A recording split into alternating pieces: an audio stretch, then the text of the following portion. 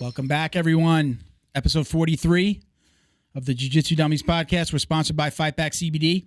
Get 20% off your CBD order at fightbackcbd.com with code JJD. My name is Milton Campus. Hello. Hello. Purple belt out of Fight Sports Coral Springs. You can check me out on Instagram at Uncle Milty BJJ. Me and Bo with you here today. Say hello to the people, Bo. What's up, people? Howdy ho. All right, joining us in just a few minutes. That's what I need is Mr. Hanky right now to think about that. Sorry, I got to go take a dump. Joining us in a few minutes is black belt competitor Kendall Rusing. So stick around, everybody. Real excited about this one. Huge shout out to Flow and Roll at flow_n_roll on Instagram. Get 20% off your online t-shirt, rash guard, or gi order with code JJD at flowandroll.com. DD214 Fightwear at DD214_Fightwear. Gear for the war on PTSD. All right. Get 15% off your online order at dd214bjj.com. Check out their new Soul Armor Memorial Day gi coming out soon. Very cool. Inside the liner, inside the gi, is composed of the names of fallen soldiers. So it's really cool. It's got all the names. It's just, the link is in the bio here. Check it out. Wow. They're not on sale just yet. I know it's coming in the next couple weeks, though, okay? That's pretty cool. All right, huge shout-out to Warriors Next Adventure. They're actually on the road. I was telling you a little bit today. Yeah. It's really bad. First stop, engine blows on the minibus. They get a new... They get a new engine. They were driving, I think, driving overnight. Fire on, the floorboards of the bus. I guess the muffler had a hole. And so heat was coming out from the muffler and hitting the plywood, I guess, that they so everything's going smoothly then. Just like it's supposed to go, right? So they're back on the road. Last check, they're back on the road. They've had to maybe, I think, take out 2 gyms that they were going to stop and film at, but they're on the road again, and we wish them the best. If you want to donate and help them out, because they've incurred some expenses that they weren't expecting, you can find everything at warriorsnextadventure.com. Donate if you can. So let's take a step back. Warriors Next Adventure, they're a veteran nonprofit and they're filming a documentary called PTSD versus Jiu Jitsu. They're traveling the country for 50 days. They just started here now in April. It'll go right through June. They're coming to my gym on May 15th. Check out the website and click the PTSD versus Jiu Jitsu tab. You'll see the tour dates and the locations. You can come be a part of the filming. And again, check them out anytime at warriorsnextadventure.com. We also want to thank Retro Grappler. We'll be collaborating with Chris on some new designs going forward for the podcast. I showed you guys last week the microphone dummy design. Hopefully we're going to turn that into a rash guard as well. So you can check him out on Instagram at Retro Grappler Shop and retrograppler.com. He's got some incredible designs for sale, rash guards, fight gear, some Muay Thai stuff. It's really cool. All right. Don't forget to like, comment, subscribe, and share wherever you're watching or listening. And if you are watching us on YouTube, don't forget to click the little bell, right? You'll get notifications each time we launch new videos. All right? You got anything, Bo? Ready to rock? We're ready. Ready to do this? All right. Let's get Kendall in here. Let's do this. Woo-hoo. All right, everybody. Joining us today is 7-time world champion, fight to win competitor, Gracie Barra black belt, Kendall Rusing. Welcome, Kendall. What's up? So happy to be here. How you doing? I'm doing well. We appreciate you doing this. You are our official second guest in our new studio, although you're not in our studio, but you're our second guest. We had Eli Knight on last week. But where are you coming to us from right now? So I'm in California. I live in Newport Beach. I go kind of all over California. We have a couple of jiu-jitsu schools, but I am based in Newport, so I'm here now. Okay. Because I know you're always traveling. You're doing lots of competitions all over the place. On an average month, when it's not Corona, you're probably traveling, 2 or 3 times a month? Yeah, typically 2 to 3. I like to stick to 2 to 3 because it gives me a weekend to be home and just kind of recollect myself. So I like to be home at least 1 weekend out of the month, but usually 2 to 3, sometimes 1 to 2. Yeah, okay. Traveling a lot. So now, Corona. How are you guys doing there? You know, California was probably one of the most hard hit states. And, you know, look, we're in Florida, and it was just like, Corona, what? Really? You know, other than wearing a mask, I mean, people were kind of really just like, yeah, whatever, let's do what we want. And that includes, you know, jiu-jitsu academies. What was it like for you guys out there? Or what is it like still right now? Man, it's been tough. I know that everyone has a different, like, unique perspective, especially with competitors and stuff. But with me, my family has 3 schools. So we opened 2, and then I just opened a 3rd one last summer, right? Actually, in the middle of coronavirus in July. Wow. So it's been an interesting combination of balancing my life as an athlete with COVID and not having as much opportunity to train, or not as much opportunity, because you can create opportunity however you need to, but different circumstances, we'll say. And then, of course, you know, different circumstances with competing, but also managing small businesses has just been outstandingly interesting, which most people know and can relate to. So yeah, in California, people are really angry at our governor right now. Most people are just kind of getting to the point where they're doing what they want to do, and people are getting vaccinated and people are calming down. So to be honest, I mean, right now, we're in a huge growth period. A lot of people want to train. A lot of people want to do jiu-jitsu. Tournaments are coming back. Everyone's training. So it's great. But you could not pay me to do last, like, March, April, and May of last year. Again, I would not do it. It was horrible. From a business perspective, it was horrible. So, wow. So you say you have 3 schools. You know, it's funny, like you just said, you know, people want to train. When I was out for a while, had a knee injury, came back after about 9 months, like the day that we were going into quarantine, was out for 9 months, came back to a sea of white belts. I came back to my school, which pretty much didn't really close, you know, officially didn't close, but came back to a sea of white belts, of course. And then they were all like young 20-something monsters, weightlifters, you know, wrestlers. It's like, oh, God, this is what I got to deal with now. So came back to that. I mean, is that your experience? You said, right, like, you know, your business is good. People want to train. People want to do something. People want to exercise. And jiu-jitsu seems to be one of the things that people are flocking to.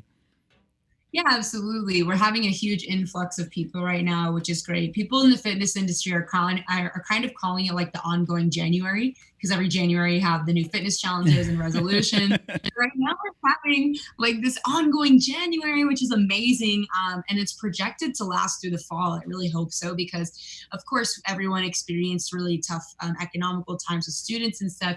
But it was really, you know, at the end of the day, it's just like competing. It's not fun. There's times where you have to really hunker down and do shit that you don't want to do. But at the end of the day, if you're a business owner, you have to be able to adapt, because there are going to be circumstances like this. I mean, similar things happened in 2008. Like, a lot of people went out of business, and then a lot of people rebuilt businesses in a new way than they ever had before. So we adapted, we did what we had to do. And we were one of, you know, some of the schools in the area that did it quickly. And for that, we were able to survive and now thriving. You know, we're kind of making up all that we lost last year and continuing to grow and hiring new people and expanding our schedule. And it's kind of been crazy. So good season of growth, a lot of new white belts. Yes, a lot of new students, kids and adults. It's really good to see. It's awesome to have a lot of people come into jiu-jitsu that maybe wouldn't have normally done jiu-jitsu. But after this, they're like, let's try something new. Let's do it. Go for it. Let's get some health and fitness. And it's really special. So I love it. So I always tell everybody, you know, I help small businesses. My day job in the marketing world, I help small businesses. So yeah, absolutely been the craziest of years, you know, and I was, you know, talking to different jiu-jitsu gyms and helping them, like, you know, get leads and things like that. And then it just like hit a brick wall. And then it was just like, oh, you know, but, you know, Florida and Texas kind of still okay. California, New York, it was just like, we're not doing anything for a while. So now, okay, you have 3 jiu-jitsu gyms.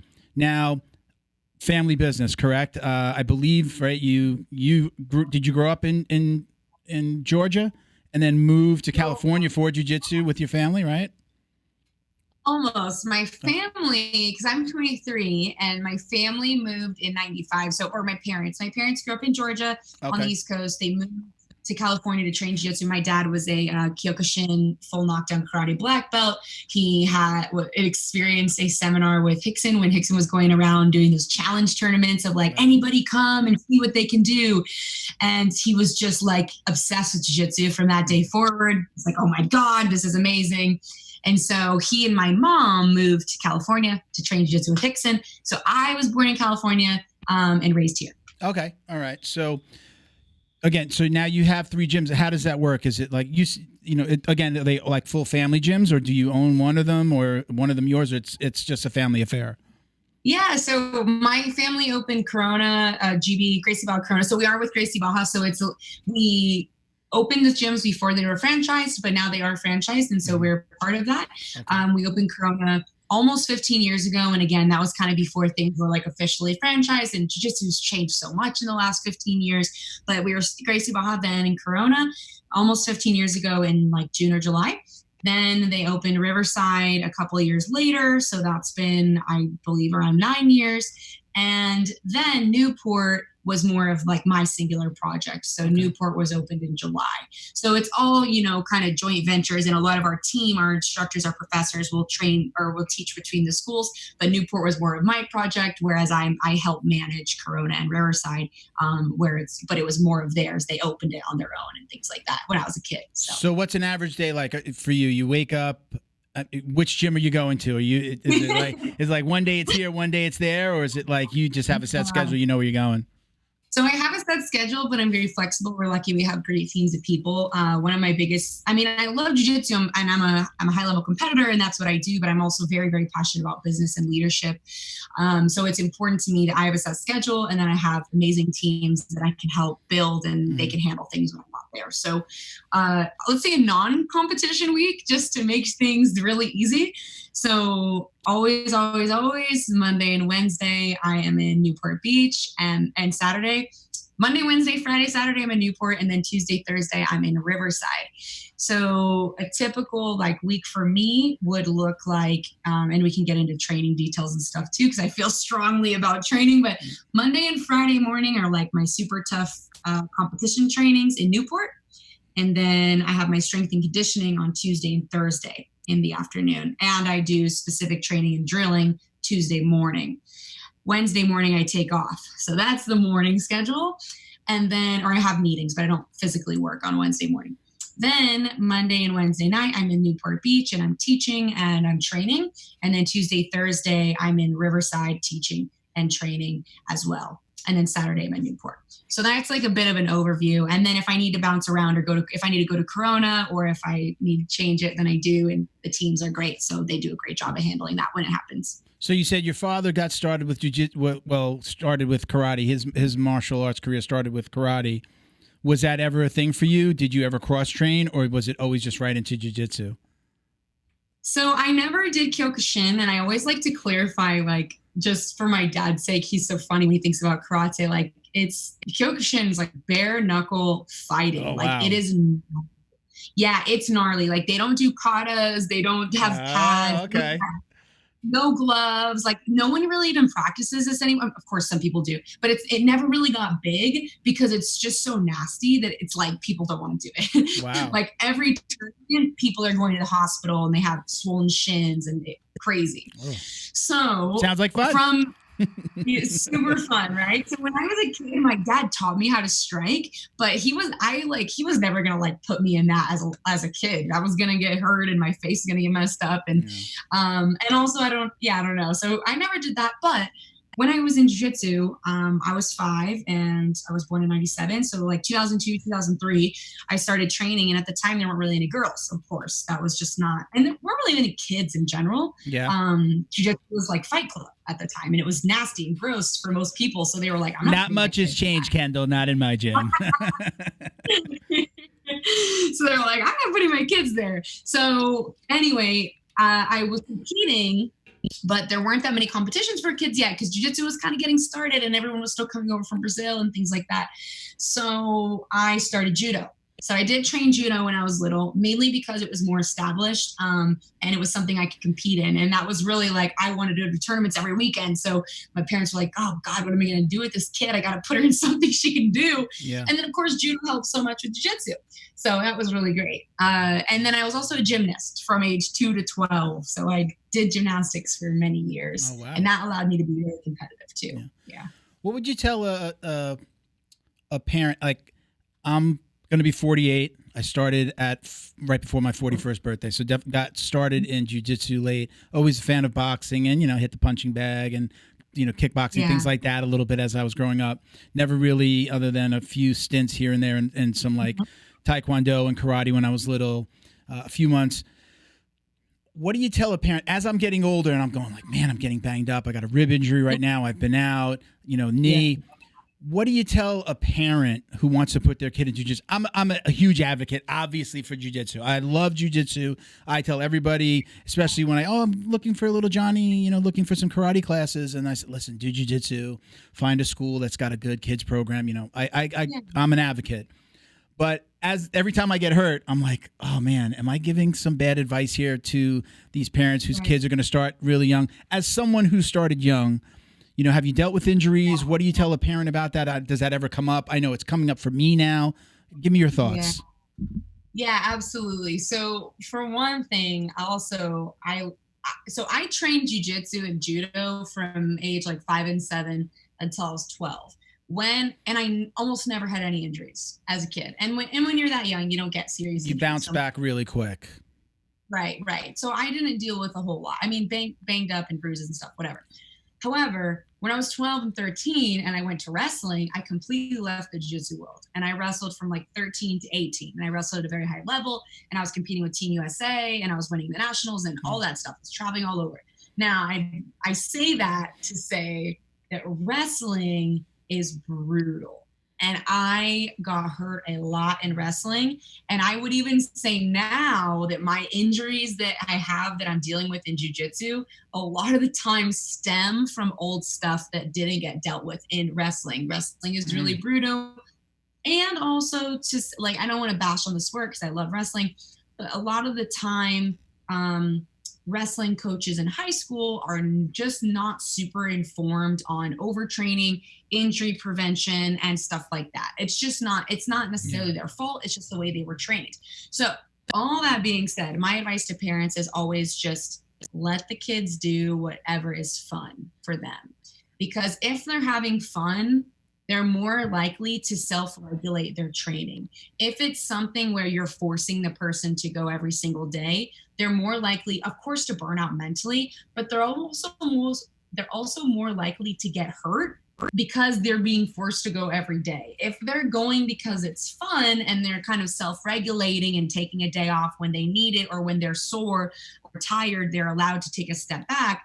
Then again, our bodies are very smart. They will tell us when we need to take a break. So if we're having fun and we're allowed to listen to that, we don't have too much to worry about. But if it's something that's being forced and it's over the top and we're not enjoying ourselves and there's a lot of pressure and stress and discipline and not discipline in a bad way, but overly like being disciplined, in that, then you're more likely to get hurt. So that's really my advice kind of in a roundabout way. It's just make it fun. Don't take it too seriously. So have you ever been sidelined by a major injury yourself? Yes. Yeah. Yes, I have. Okay, go down the list. Let me get my pencil. I know. I think we all have like a list. We all have a list at some point. Catalog. Yeah. And again, most of it stems from wrestling, unfortunately. And not necessarily that wrestling is evil, but just like the environment is very, very different. Mm-hmm. The most major thing that is like the most monumental that I just went through recently was my lower back. I have some bulging discs in my neck that put me in like a weird cone thing when I was wrestling. I got suplexed sideways. I dislocated my elbow in wrestling. I strained my MCL and just a bunch of different things. But the most major thing that recently happened, probably as a result of not being informed and lifting way too heavy for too many years up until the last 3 or 4 years when I switched trainers, and then also wrestling injuries and stuff, is I fractured my L1. I'm pretty sure it's my L1. I need to look back. I'm like feeling it to like try to remember my brain. So I fractured my L1 and then my L4 and 5 S1, L3, 4, 5 S1 had like severe bulging discs. So wow. Instead of just like a little bit here and there or like moderate or mild, it was like severe bulging disc and then boom, fracture. And it was a hairline fracture, so nothing too crazy. But that was last October and it was like a stress thing from over time, stress fracture. So that process has been really, really tough. So I basically was off the mats for the entirety of November, December, January, and then in February I started coming back a little bit, but I had to go in and out based on how I was feeling. And then in March I started competing again. Wow. So I kind of came back to competition quickly. But the main thing that I did, and the fracture's healed, it's calcified and everything, and the bulging disc are just something that I have to learn to try to heal as well as I can, and just do the best I can with that and manage it. But all that to be said, my number one advice for anybody who's having serious injuries is to keep your recovery time in line with your normal training. So don't mess with your routine too much. So for example, my physical therapy was very strict, very disciplined. I went 3 days a week without fail. I didn't skip, and I put it in place of my training times in the morning. So I still had that sense of accomplishment, of pride that athletes that we get from training, where instead of like being depressed and poor me and this sucks, it was like, okay, I'm going to training, you know, I'm going to my next thing. I'm doing the right move. There were super hard days, you know, I cried. It was depressing, but you just like, you can either like sit into that and feel sorry for yourself, which I've done before, don't get me wrong, or you can view it as a challenge and keep the training alive and all that. And that was a really interesting experience for me, but I'm back now. So it's good. You mentioned wrestling a few times, and like a little light bulb went off. I saw you did a wrestling match and Fight to Win. Yes? Did you do, was that you? Did I see a video? I've done a bunch of no-gi with Fight to Win, but not wrestling. Okay. Oh, I'm sorry. I thought I remember seeing somebody. I'm like, did I see you in a singlet doing a wrestling tournament or a wrestling Fight to Win? Posted some singlet videos lately. They were like throwbacks of me wrestling. That's probably maybe that's what I'm thinking. But I saw that Fight to Win when they started up in Texas recently, right? Like they did they had a whole bunch of female wrestling matches. I think it was on one of the all female cards, and they did a whole thing of wrestling. Maybe, and it's just again my mind just went somewhere. I probably posted it around the time. Okay, yeah. All right. So let's talk about competition. What's what's coming up for you? Or let's go back a little bit further. How do you get into the competition side? Were you like competing right from a kid as soon as you got into jiu-jitsu? Yeah, I mean, jiu-jitsu makes it really easy because you kind of can just pick and choose when you want to compete. You don't have to qualify for anything. You don't have to apply. You don't have to. Honestly, it's really easy, way more than other sports. So when I was a kid, I mean, there were competitions. My parents asked me if I wanted to do it, and I said yes, and they signed me up, and that was pretty much it, you know. And then we were trying to compete every weekend. So for people who are looking to compete as kids, it's as simple as a Google search, unless your instructor already knows. You know, you can just search kids jiu-jitsu tournaments near me, and they're going to be popping up. Of course, right now is a little bit funky with that, but for the most part, I mean, in California, there's like a tournament every weekend, multiple tournaments every weekend. So, I mean, just started competing as a kid, and then with judo, things got a little bit more serious because they are more established with like USA Judo and nationals and stuff like that, rankings and all that. And then wrestling is really where things took off. So I was always competitive, and I, you know, as a kid, I like was able to compete in the IBJJF Pan Juvenile Blue Belt when I was like 12. That was back before they had all the rules about birth certificates and stuff. Oh. So I was able to compete at a high level, and I loved it, and it was exciting. But when I got to wrestling and I was able to dream about the Olympics, I mean, everything changed. I was like, oh my God, this is legit. Like, this is the best of the best. This is as good as it gets. And so everything that I did revolved around being an Olympic champion, everything, you know, from age of 13 to 18. And part of the reason was because jiu-jitsu didn't have that. So it was kind of, and also to be fair, when I was a teenager, jiu-jitsu was a lot different for women. Like, you didn't really see any women making a living, and most men couldn't either, but especially women making a living off of being a jiu-jitsu athlete. Whereas now in the last 5 or 6 years, that has completely changed. And it continues to change and grow. So yeah, I'd say like the biggest driving force for me was just being the best in the world at what I did. And for a long period of time, I meant trying to be an Olympian. So, okay. So let's talk about the Olympics now. There is, I've read it in maybe just a couple of posts. I can't say I've looked too far into it. They're supposed to be adding jiu-jitsu to the Olympics is it 24? Is that actually happening? I didn't read that article, but wasn't that an April Fool's article? No, it wasn't. They got me. Did they get me? Son of a... I think they might have got you, but I didn't read it. That's and maybe that's why at the time, maybe that's why I didn't look too much further into it. I'm like, really? Are they really doing this? Oh, got me. I know. April Fools. Fool right here. I could be wrong. I mean, don't take my word for it. I could be totally wrong. Now I want to Google it. But I don't see jiu-jitsu going into the Olympics because there's two camps of people. People who want it in the Olympics and people who don't because they want it to just be a professional sport like the UFC. People are a fan of the Olympic route and they're a fan of the UFC route.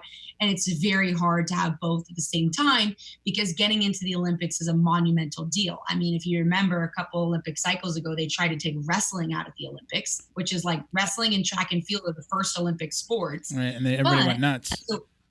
Yeah. And so what wrestling had to do is they had to come back and revise all of their rules and everything about the matches to make it more exciting for viewers. So in my opinion, if you look at something like AJP, which is the UAE Federation, they made their matches 5 minutes. They made penalties and advantages all are 1 point. They're changing the rules and they call stalling really fast. They're more of a professional, like, okay, we want national teams. We want world championships where you have to qualify by points. We want Olympics.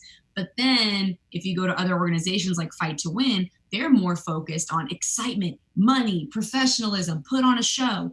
And it's a totally different approach. Now, all that's good. All of them are great. I enjoy competing with all of these organizations. But when you look at the Olympics, the reason I think it's very unlikely is because we're not united, which is okay.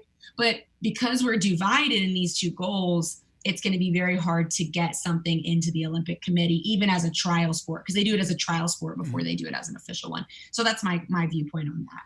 So the Fight to Wins, do you have a scheduled fight anytime soon? Yeah, I'm fighting.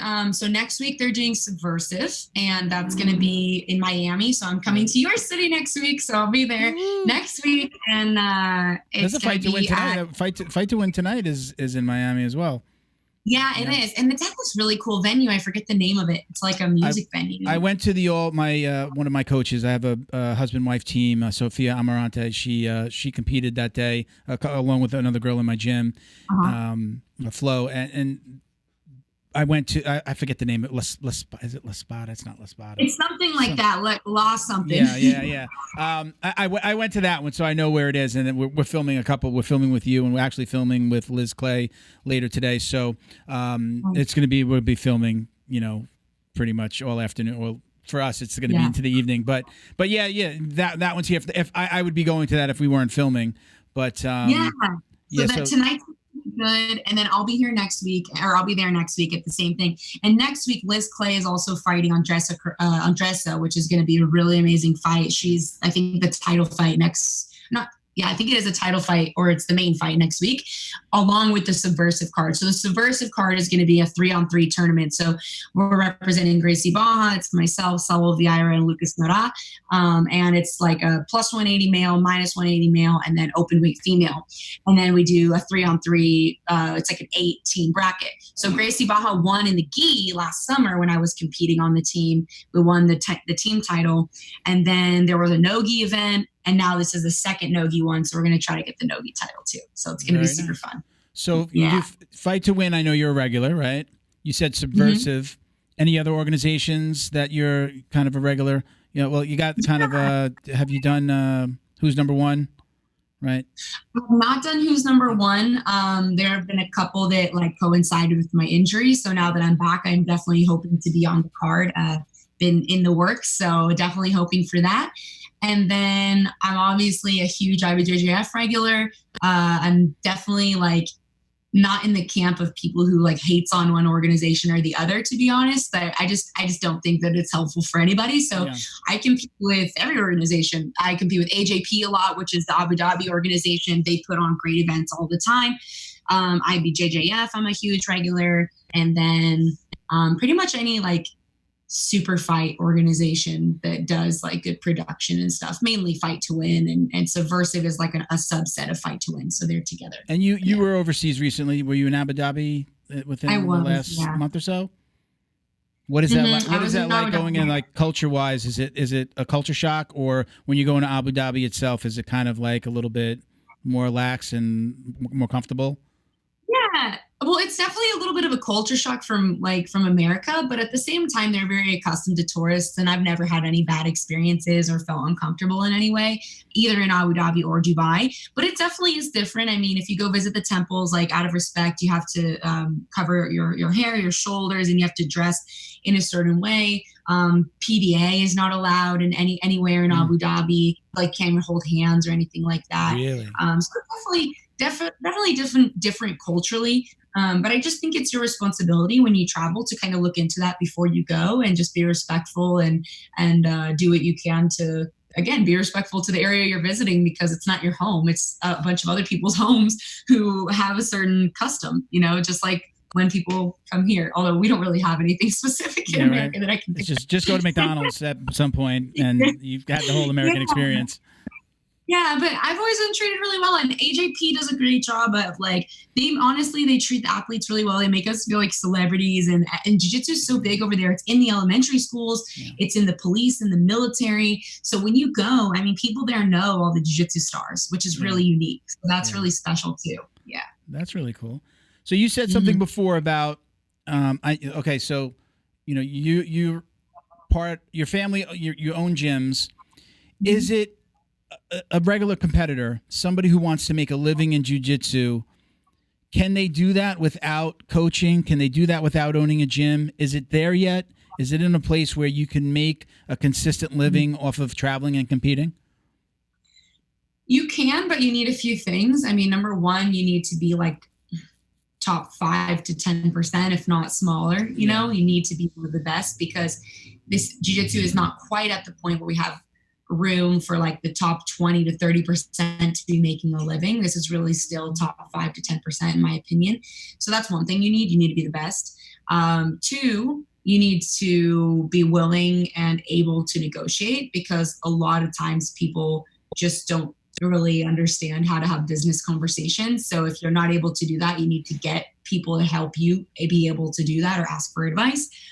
And 3, I think you really need to give a shit about social media. Like, that's another thing too. A lot of people try to be like, I don't care about my followers, or I don't care about this. And it's like, well, that has a lot to do with how much money you're going to make. Yeah. Like, right. Drop the fake humbleness and just step into the fact that as a sponsored athlete, your job is to be a marketing expert. And so if you're not willing to be a marketing expert, you don't just get paid because you're good. You get paid because you bring value to companies who believe in you and your ability to bring value back to them, whether they're good people or not. Of course, we all want to work with great people, but someone can't just pay a bunch of athletes because they like them. It's a business. Yeah. Just like, of course, like with a podcast, you want to bring on people who people want to listen to, right? It's the same thing. Let me show my sponsor, Flow and Roll, on my purple. Yeah. Can you tell I'm a purple belt today? I love it. If you didn't know, I'm a purple belt, just so you know. So, but Bo says it looks blue on the camera, but this is Flow and Roll. So, I actually, it's funny. Like, look, in my market, I sell like social media marketing for a living. This lead generation. So you're talking my language. As a matter of fact, Bo's over here. As soon as you said, you got to know how to do this stuff, and Bo, I just see his head going like, yeah, like we know we've been doing this for so long. But or really not podcasting. The podcasting just kind of came together. There was my silly idea. I was got together with a group of friends, and we would just always have a couple of beers and a slice of pizza or some wings after training. And as a blue and then a purple belt, I'd hear these stories from like the black belts that I was friends with, and I was just like, God, I wish we recorded that. That was like so amazing. I mean, like, God, I just want to take that information and just give it to like the white belts. And that's how this was born. It was never like a marketing thing or, to get sponsored or anything like that. But that's what it turned into. So we were able to take our marketing backgrounds, post-production background, and turn it into this. So, we're nodding our heads over here. Yeah. The other day I posted something and I'm looking at it. And I said, oh, my God, I look like a freaking NASCAR. Like the image that I posted had like all the logos on the bottom and then the stickers on the computer. And then we had a different backdrop. So there's all the little logos there. I'm like, oh, my God, this is too much. So like, okay, we got to figure out some other ways to do this. But it was like, it was a lot. It was a lot. Luckily, it was a lot. We have a lot of people that have come to the table and done stuff with us. So so it's really fun. But yeah, if you're not paying attention to social media, I completely get that. I think one of the reasons why people fail at podcasting, I could talk about it from the podcasting side, is because they just think it's going to go viral. And I think that some competitors just think that, oh, I'm going to post my win and it's going to go viral. And then as someone that's been approached to sponsor an athlete, like, hey, do you guys do sponsorships? Okay, you send them some T-shirts and see what they do, and then they post like when they open the box and they wore it once, and then you never see it again. So I'm like, you got to, hey, listen, I'll keep on sending if you keep on showing. You got to wear this stuff. You got to put the patch. I'm going to send you patches. You got to put them on the gi. You got to, things like that. Yeah. Well, this is the kind of thing we're talking about with like having a business sense. So like I said, one, you got to be top 5 to 10%. And this isn't to say to make any money, but this is to say to like make a decent living, right? Yeah. Like you can make some money being something else and having a part-time job or doing whatever you want. But if you want to be making real money being an athlete, then you got to be top 5 to 10%, right? And then second, again, you got to be able to negotiate and have clear communication. And 3, you got to be able to care about social media and marketing. So when the number 2 is really important, because this comes down to, in my experience with business relationships as well, when you're dealing with sponsors, it's like, let's be very clear. I'm not just going to be vague and then hope that you understood what I wanted. I have to be very, very explicit. And I think the same thing from whoever you're working with. Like, this is exactly what I expect. Can you do this? If yes, awesome. If not, no hard feelings, and we can just continue being friends. So those things are really, really important. And then being consistent. That's another thing too. People just really give up. Like if you know how many people I reached out to get a gi sponsor, and I don't even, to be honest, I don't even like in the very beginning, I didn't even care about the gi or anything. I was just looking to make extra income on my monthly, because as a Gracie Barra instructor and school owner, and I don't even wear them inside the gym, right? I don't need gis. I don't need someone to send me 20 gis. So with all that being said, like I messaged probably like 30 companies and got almost zero response. And then a couple people say no. And then it was like 3, and I'm already, multiple time black belt world champion in no gi. And then I get a message like 3 months later from Venom. And then I started working with Venom. It's like people are just really afraid of hearing no and don't have a whole lot of self-esteem. And so if they get the answer no, they think that is no from everybody, and they just start to give up. So with all that being said, of course, then you can look at other supplements. Like, are you marketing seminars well? Are you making sure that you actually give a shit about how well your seminar does? So are you showing up and giving the best seminar of your life every time so that they tell all their friends and then you get invited back? Yeah. Private lessons, same thing. Are you giving a good experience when you're asked to, do an event or teach a special class? Like, these are things where like so many athletes, I feel strongly about this. Can you tell? Yeah. It's like, good. No, it's awesome. I love it. No, it's shocking to me. Honestly, man, it blows my mind how many high-level athletes think that because they're high-level athletes, people are just going to flock to them with a check. And it's like, this isn't about who you are. It's about the value you can bring, whether it's with being entertaining on social media or giving a kick-ass seminar or just being genuine and having a loyal group of people who follow you and really care about what you have to say. There's so many versions of it. We don't all have to be Gordon Ryan. We don't all have to post bikini pictures. If that's you choose to do either one of those things, fine by me. I don't care. You do not want to see me in a bikini. No, but I'm not posting I have them, but I'm not going to post them. Oh, no. But it's like, don't lock out this possibility of making this life work for you because you don't like one or two versions of it. That's what blows my mind, So that's like, oh, really irks me. Look, a lot of professional athletes sometimes, not in all cases, but they can make more from the sponsorships than they do from the actual sport. Basketball play, let's just take the obvious, like a Michael Jordan, who to this day makes more from his sneakers probably in a year than he did his whole career training. I heard some numbers the other day, just like ridiculous, of what he makes off of the sneakers that get launched. It's just crazy. Right. But yeah, I guess it's always nice when I'm talking to somebody who reinforces some of the things I know. Kind of, you gave me a couple of nuggets that I wasn't thinking of, because I probably could probably spend more time sending out hey, we'd really like to get together with you. I'd been doing it just because of really time more than anything. I usually say I put it out as a post, like, hey, if you're interested, get in touch with us, which, they're not always, hey, oh yeah, let me send this guy some stuff. It's not going to happen like that.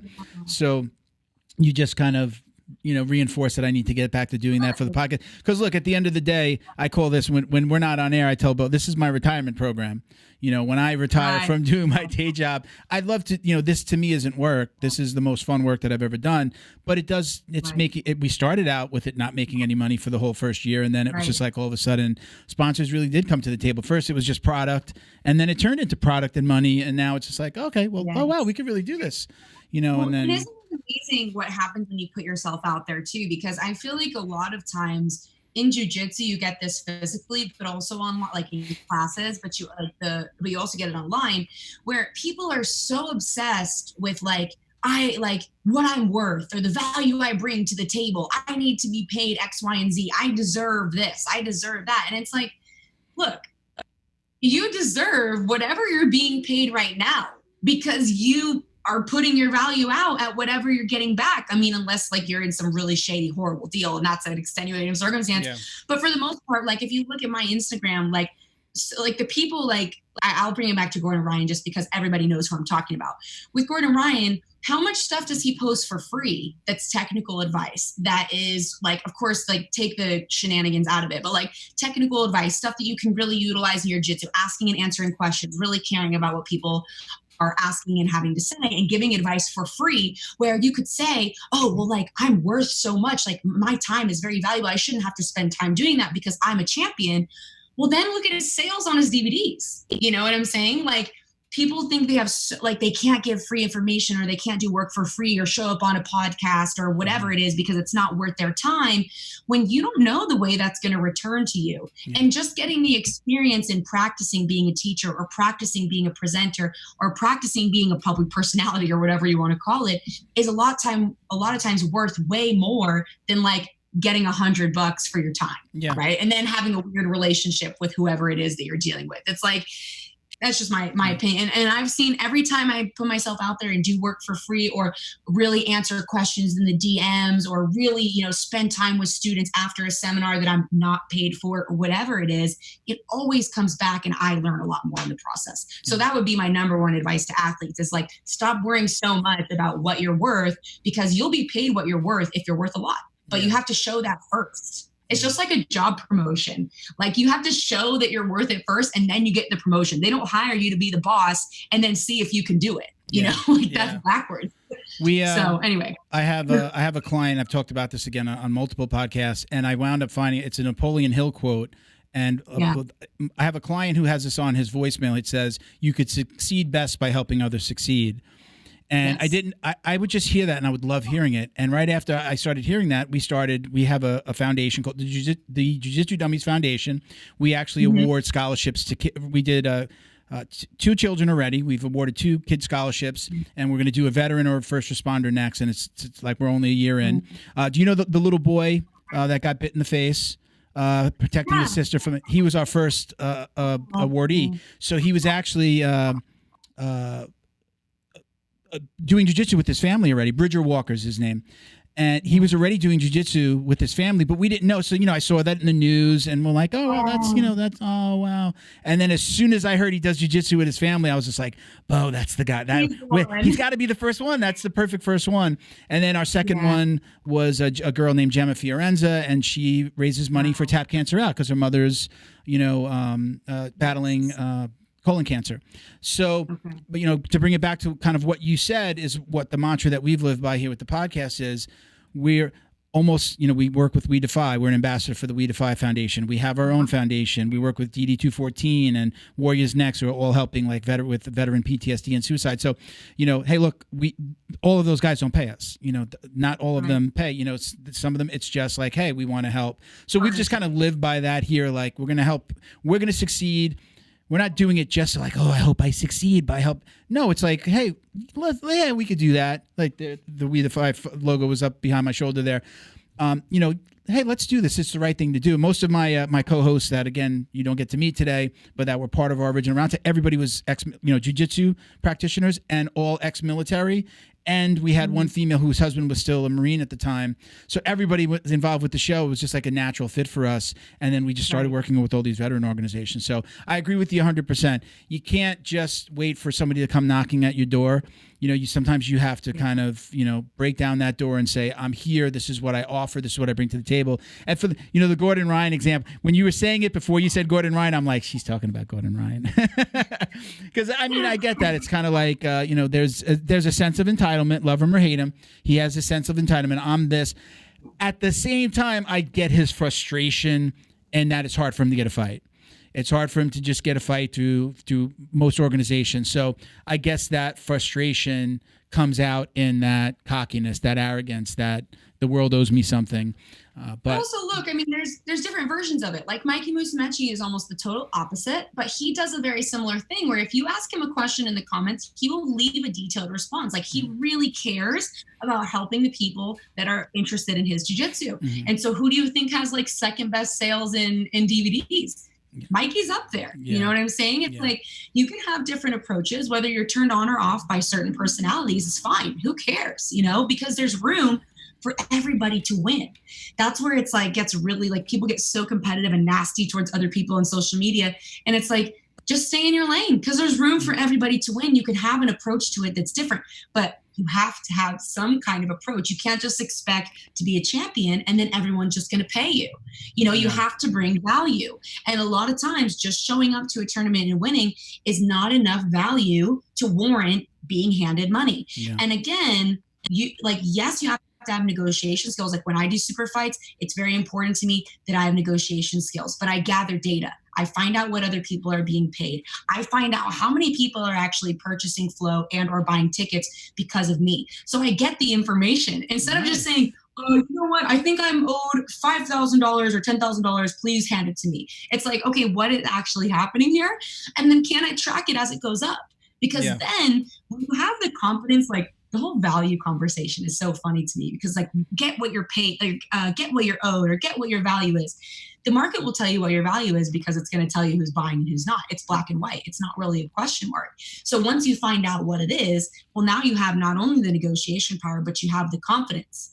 So when I negotiate with a sponsor and I say, look, I used to have 20,000 followers. Now I have plus 50 and look at my engagement analytics. It's very black and white and I have confidence and I'm not concerned about, oh my God, am I asking for too much because I know, but you have to give a shit. And if you don't give a shit, it's not going to, it's a job, just like anything else. It's a job, it's not for free. So that's my gripe with a lot of athletes. No, this is all great advice. Funny enough, you're the first person that this is episode 43. What did we say? 43, 42? 42. 43, I think. 43. You're the first person, and we've had probably 40 guests that has talked about this. And, the subject has come up about sponsors and getting things and, and it's usually kind of the answers are like, I'll always give everybody some time to shout out their sponsors. And sometimes they'll be like, no, I don't have any sponsors, but if anybody out there wants to sponsor me, and then, and then it comes back to like, well, I've never seen him online, or I don't see him taking any actions to get sponsors. I mean, those were probably kind of smaller guys in the jiu-jitsu world, but yeah, you have to pay attention to these things. When I was in my teens and in my early 20s, jobs always just came to me. Somebody just offered me a job. I didn't really have to look for a job. And then I moved from New York to Florida. And then I came down here and the company I was working for went out of business. And then nobody was knocking. And it was just like, well, yeah, something will come up, and nothing came up. And it was just like, oh, I have to go out and get something. And that's what I think when you were saying what you were saying, that's what I think about is when you're younger, sometimes those things just tend to happen, but when you're an adult and it's like, I need this to live. Yeah, you've better knock down some doors, and you better be, in this new world, you better be posting on social media. You better be building your following. You better, again, show value. And just be innovative as well. I just recently started a program that I haven't seen anyone in jiu-jitsu doing, where I do an online mentorship program. It's a 90-day program for students who want to learn the 4 pillars of jiu-jitsu success for me, which is mindset, number 1, jiu-jitsu technique, strength and conditioning, and nutrition. And I teach them those 4 things for jiu-jitsu athletes in 90 days, and they pay me a very large amount to mentor them one-on-one. And this is something that so many high-level athletes could be doing, that I've committed to as another business that I just started a couple months ago. It's extremely successful for me so far. And it's most people just don't Like maybe they just don't think about the opportunity to be innovative, but also they just believe like, well, there's this way that people have done things, and why doesn't just the fight promotion just pay me more? And it's like, I mean, for me, think about it. I was just out for almost 6 months. What if fighting was my sole source of income, but I couldn't compete? I did see my income go down, but I didn't have to worry about it because I have a lot of other sources. So now I almost see, honestly, like my fighting income is kind of just like play money to me now, or savings, or paying off things or whatever. Like I don't have to rely on that because I've created other streams of income for myself. But it involved being really creative, really thinking about, okay, what is needed? What are people looking for? What problems can I solve? And then 3, caring about my social media, because that helps everything grow, and being consistent and not whining when I don't get results. I may go like weeks and weeks and weeks with almost no followers, but then boom, all of a sudden I gain 2K. And it's like, okay, well, I was consistent, and then I had a post that went viral, but I didn't know which one it was going to be, so I can just pick the viral one and only make that.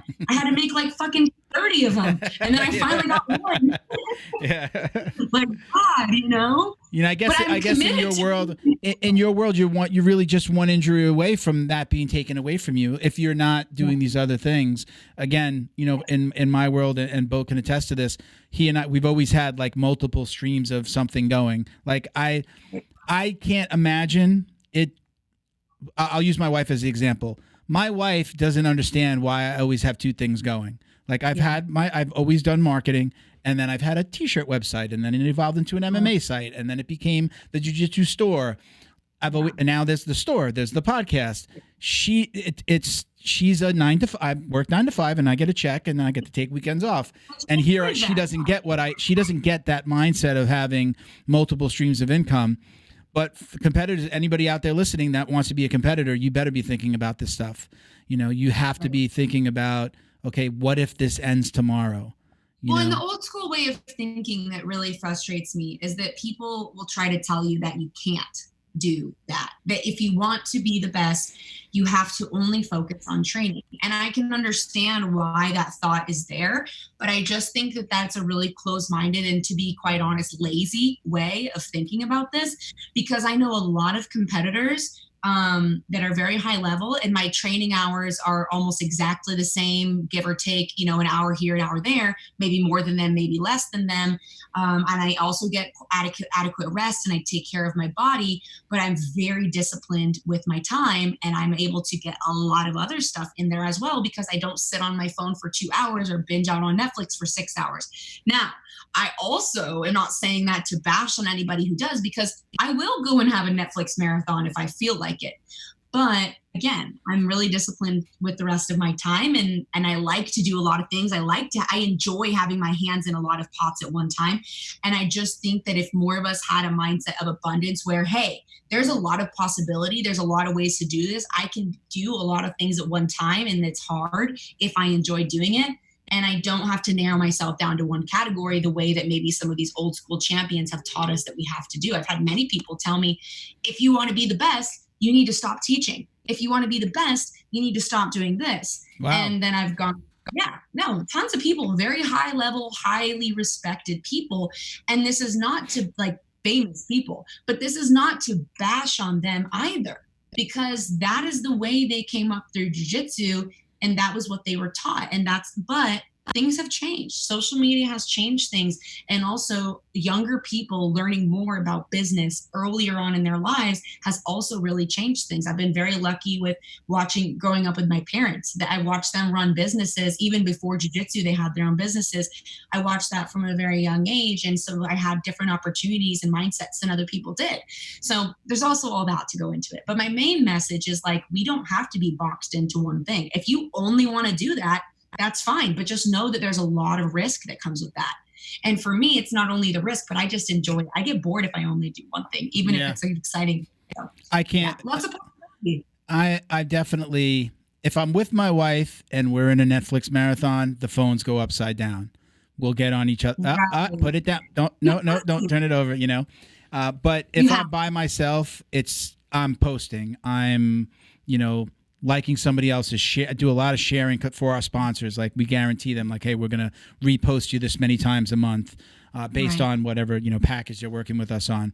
So I I find I won't just sit by myself and do a Netflix marathon. If I'm doing something, I'm multitasking. The computer's on my lap, or I've got my phone. I'm doing something, and sometimes I do. Okay, I've got to turn it off. I just got to put it down. I tell my wife almost every weekend, if you don't want me to pick up that phone, let's get out of the house. We have to go somewhere. Let's do something. Yeah. And I make a point to do that. I think I saw an interview where you said, I don't know, were you living with your boyfriend Yeah, we live together. And you both train, right? And he's we both train. Yeah, we both train. We both teach. We're competing on Subversive together next year. Awesome. He's actually my technical coach as well. He watches all my film. We have a lot of different parts of our relationship, which is interesting. He also works with me with my online coaching. Like there's a lot of intersection there. But like you said, like if we're hanging out and we're gonna have, because of course you play a lot of roles. Well, you also have relationship roles that are, in my opinion, the most important things in my life are my relationship with myself and my relationship with the people that I love. Nothing trumps that at the end of the day. So that has to be a huge priority, but there's a way to make that a priority and then also do a lot of other stuff. It just depends on like how big you want your life to be. And if you don't want that many things going on because you're not happy with a lot of spinning plates, you absolutely don't have to. But what really grinds my gears is when people try to say you can only do it this way or only do it that way, because the world is full of infinite possibilities. I mean, how do you think people in Africa or China or Thailand or London are living completely different lives than us in completely different ways and getting similar results? I mean, it's absurd to say you can only do one thing. Anyway, all that to be said, we will have time where we're like, hey, like last night we went to a float, one of those float places where you go in Epsom salt tanks. Okay. And we did like a no phone thing for like a couple hours before and after. And it was like, amazing, but that doesn't mean my life stopped. Doesn't mean my job stopped, my business has stopped. It wasn't. I think here's where it comes in. It's intentional. It was like I didn't just binge out because I was overwhelmed and stressed and couldn't handle it for another second. So I just needed to be on my phone zoned out. We've all been there, but it's intentional where it's like, hey, I'm going to add this in because this is what I'm feeling that I need right now. And then tomorrow I'm going to go back to working on my thing, and that's fine. So did you ever date someone outside of jiu-jitsu? I had a boyfriend in high school for a couple of years who I wrestled with. Okay. So that doesn't really count because we wrestled at the same time. There's a common, that's really the question, is kind of being with somebody that doesn't have that common interest is sometimes difficult when you're this passionate, or it's your life, it's your personal life, it's the business. It consumes so much of your time that sometimes somebody on the outside doesn't always get that. Yeah, so it can be very tough in what I've seen for other people. I've only had three like dating relationships, 2 high school and then 2 more. Let's put it that way. High school and 2 more. High school is like hard to say, is it adult or not, but high school and post high school and then 2 more. So 3 relationships, just put it at that. 3 relationships. And then Saul and I have been together for a little over 3 years now. So we've been together for quite a while. So those relationships have all been with people inside my passion and my life. Mm-hmm. And so that has made things, it can be pros and cons, because certain people that doesn't work very well, where there's like too much and you're with them all the time and you don't have space, or maybe you don't train well together or whatever it is. I've seen a lot of examples of that. That's really kind of sad to me, actually, because it's just too much. However, the opposite is true with me and Saul. The more we are together, the happier we are. So when we're teaching together, training together, and we're at different schools at different times, so we're not together 24/7, but when we are, it's great. And I have a lot of friends who have partners like outside of jiu-jitsu. And I think to be honest, I think the main thing that gets difficult for people is the schedule overall, because doing a hobby is doing a hobby, but because jiu-jitsu is so much in the evening, and then people are getting home at 9:30, 10 o'clock, and then people are upset because they weren't with the family and things like that. That's a very common thing and a very understandable thing too. If you're having family time and then your partner's not there, it can be frustrating. So I think like the cliche thing that it always comes down to is like everyone says communication, setting expectations, just like the sponsorships, This is what I'm giving. This is what I'm giving, and this is what I'm expecting in return. Are you able to do that? If not, is there a solution we can find? It's the same thing. It's just relationships. That's at least what I've found. So let me go back to the competitions. Not you specifically, but are you a fan of the flow grapplings and the the Who's Number Ones. I'm July will be 7 years that I've been training, and I've just found kind of that side and flow grappling in like the last 2 years since we were doing the podcast. You know, it was like I went to train, I loved it, hung out with my friends, watched UFC. I didn't really, Right. I was just like, flow grappling, 139 a year. Oh man, that's a lot. That's my, that. And finally, when I did the podcast, I was like, broke down and got it because we were working with an organization. And then it just started. I was just like, oh, wow, there's this whole other side. Are you a fan as well? So yeah, I'm a big fan of jiu-jitsu in general. And if you're a fan of jiu-jitsu and you're not, like, flow grappling monopolizes the jiu-jitsu market. So if you're a fan of jiu-jitsu and you're not involved in flow, it's really hard to actually be a fan because everything's on flow. Yeah. So I think a couple things. And a lot of athletes will, mimic or mirror some of these feelings as well, at least the people I'm personally close with. Flow grappling does a lot of great stuff because when they are bringing income in from viewers, because they do great production in a lot of ways, then whoever they partner up with, whether it's Fight to Win or Who's Number One or any event that they're streaming, and they're able to do economical partnerships, then the athletes are able to get paid more as a result. Okay. So it all trickles down to the athletes. And that's where I think, of course, the athletes are the people putting on the show, but if you don't have a good production team, then it's really hard to be interested in it. So the athletes and flow need to work together. And I think that a lot of times people get upset with flow because some of the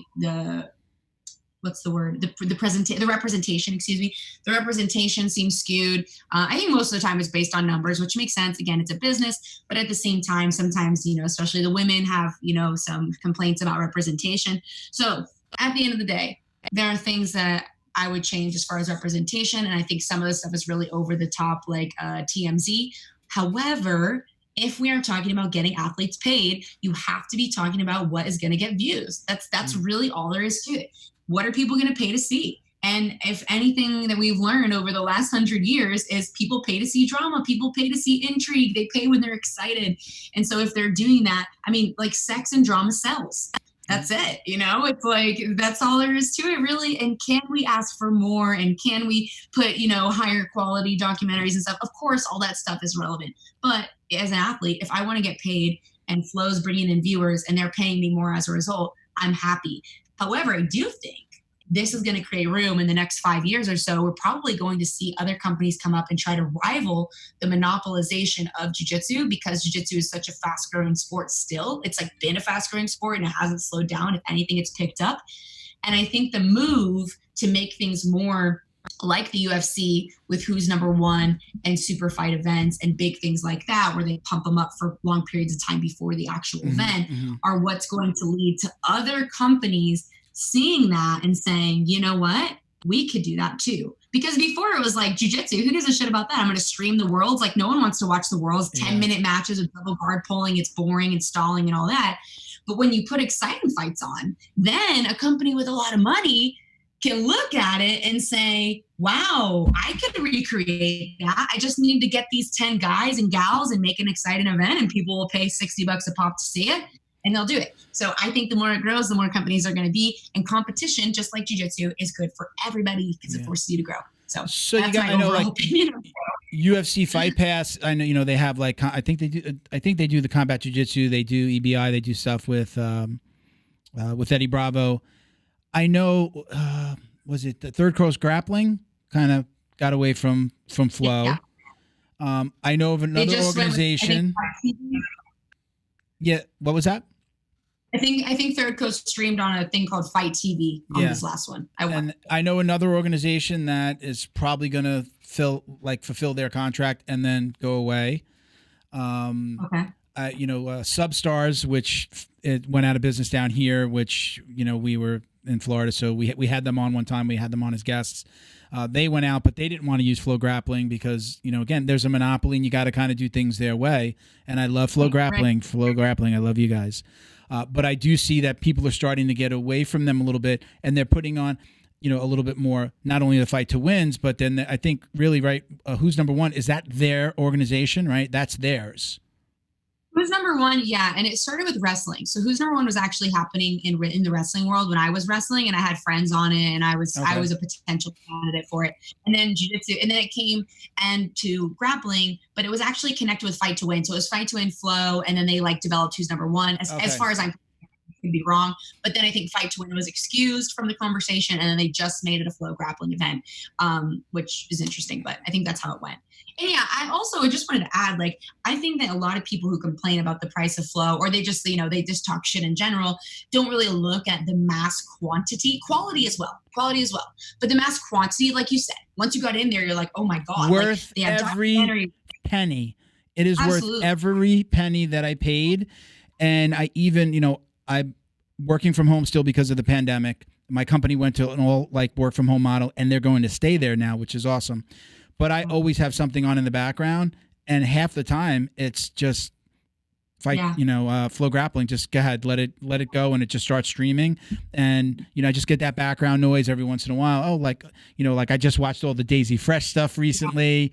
So I'm like, oh, this is my place for content. I love this, and then. It's where I see, oh, yeah, I'd really love to talk to that person. And then it's like, send them an invite, And honestly, I think what they do at the production value, I don't want to make anyone mad, but I really think it's worth double or triple what they charge for it. I would pay that much for Flow, and as one of the high level athletes that hopes to be on Flow, whereas a lot of athletes really shouldn't have to pay for Flow, which is a whole other ridiculous conversation, but whatever. Anyway, so with it's like you want people to pay for it so you can get paid, but you're not willing to pay for it. Yeah, I mean, I'd leave that out of my contract. I'll pay for it.